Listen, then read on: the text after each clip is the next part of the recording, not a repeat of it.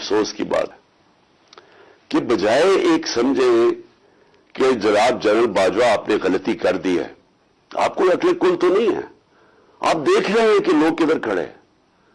انہوں نے ہمارے اوپر جو ظلم کیا ہے، جس طرح ہمارے اوپر ظلم کیا گیا، میں آپ کو یقین دلاتا ہوں کہ جنرل مشرف کے مارشل لاء میں اپوزیشن میں تھا، مجھے انہوں نے جیل میں ڈالا، میں نے کہیں اس طرح کا ظلم نہیں دیکھا جنرل مشرف کے دور پہ جو یہ جنرل باجوہ نے ہمارے پہ کروایا۔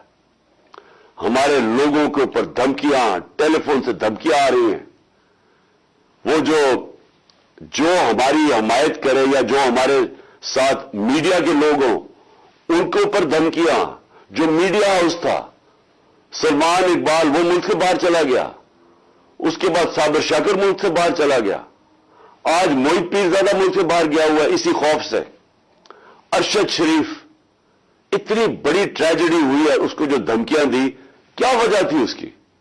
وہ ایک دیانتدار آدمی وہ بتا رہا تھا کہ اس ملک کے ساتھ کیا ظلم ہوا ہے کہ اچھی بڑی گورنمنٹ آپ نے گرا کے چوروں کو بٹھا دیا، تو بجائے یہ کہ کریکٹ کرنا ہمارے اوپر ظلم شروع ہو گیا۔ اور ظلم کی انتہا یہ تھی کہ سوشل میڈیا کے لوگوں کو اٹھا کے لے جاتے تھے، ان کو پھینٹا لگا کے تو اگلے دوسرے دن گھر واپس بھیجتے تھے، دھمکیاں دیتے تھے کہ آگے سے کیا تو یہ ہوگا۔ جو اعظم سواتی سے کیا، جو اس سے پہلے جو شہباز گل سے کیا، کون سی اس نے اتنی بڑی بات کی تھی کہ اس کو ننگا کر کے مارا، اور وہ ابھی تک اس کے اثرات ہیں جو انہوں نے اس کو تشدد کیا اس کے اوپر۔ اور اعظم سواتی نے کیا بات کی تھی؟ اعظم سواتی نے یہ ٹویٹ کی کہ جنرل باجوہ آپ نے NRO-2 دیا، اس کے اوپر جو اس بیچارے سے کیا گیا، کون سی جمہوریت میں یہ ہوتا ہے؟ اور وہ بات کہ جو سچ ہے، NRO-2 جنرل باجوہ نے دیا ہے، ساری قوم کو پتا ہے، مجھے پتا ہے کہ میں جب کہتا رہا، جب میں گورنمنٹ میں تھا، میں جنرل باجوہ کو کہتا رہا کہ یہ 30 سال سے چوری کر رہے ہیں، ان کے اوپر کرپشن کیسز ہیں، نیب آپ کے نیچے ہے، آپ نیب کنٹرول کرتے ہیں، میرے نیچے ہی نہیں ہے، کیوں نہیں ان کے کیسز آگے بڑھاتے ہیں؟ پہلے تو ہمیں سارا وقت یہ بتاتے رہے کہ فکر نہ کریں سر، ہو رہا ہے سب کچھ، سر ابھی کچھ ہو رہا ہے، پہلے تو ہمیں یہ بتاتے رہے۔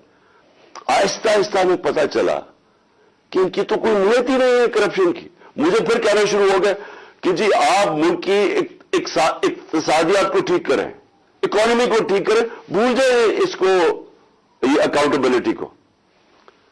کبھی کوئی مہذب معاشرہ یہ اجازت دیتا ہے کہ بڑے بڑے لوگ جو اربوں روپے کی چوری کریں، آپ کہ ان کو بھول جائیں، ان کو NRO دے دیں، اور آپ چھوٹے چھوٹے چوروں کو پکڑنا شروع کریں اور سمجھیں کہ آپ کا ملک ترقی کر سکتا ہے؟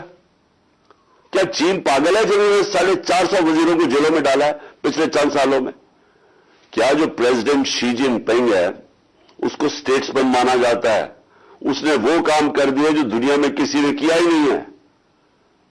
70 کروڑ لوگوں کو اس نے غربت سے نکالا ہے چائنا میں پچھلے 30 سالوں میں۔ وہ اس کا کیا ضرورت پڑی ہے کہ جو کرپٹ منسٹر ان کو پکڑے، ان کا احتساب کرے؟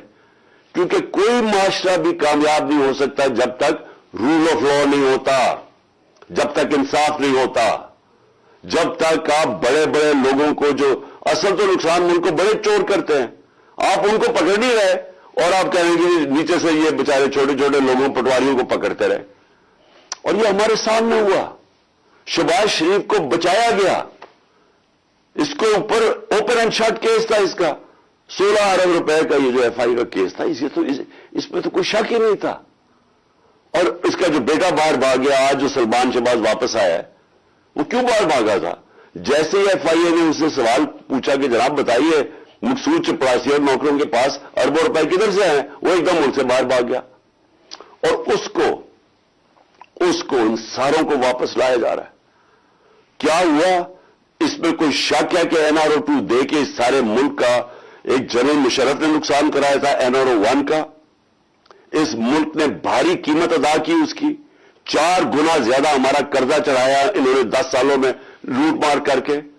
اب پھر جب ان کے اوپر کیسز تھے، 1100 ارب روپے کے کیسز ہیں، وہ انہوں نے پھر ان کو NRO-2 دلوا دیا۔ تو کون تھا اس کا ذمہ دار؟ کس نے یہ کیا تھا؟ جنرل باجوہ نے کیا تھا.